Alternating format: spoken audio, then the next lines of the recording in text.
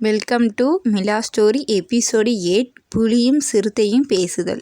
காட்டில் மான் ஒன்று புல்லை மேய்ந்திருக்கும் போது சிறுத்தை அதை கண்காணித்து கொண்டு இருந்தது. மான் ஆற்றினோடும் தண்ணி அருந்திருக்கும் போது மான் அதை கண்காணித்து கொண்டு மானுக்கு தெரியாமல் சிறுத்தை பின்தொடர்ந்து சென்று மான் மீது வேட்டையாடும் முறை பயன்படுத்தி மானை விரட்டி சென்றது சிறுத்தை. மானை துரத்தி சிறுத்தை வேட்டையாடி அது உணவை ருசித்து சாப்பிட்டு கொண்டு இருந்தது சிறுத்தை. சில மணி நேரம் கழித்து சிறுத்தை மீண்டும் வரிக்குதிரை மீது விரட்டி கொண்டு சென்றது. புலி சிறுத்தையின் நடவடிக்கையை கண்காணித்து கொண்டு இருந்தது.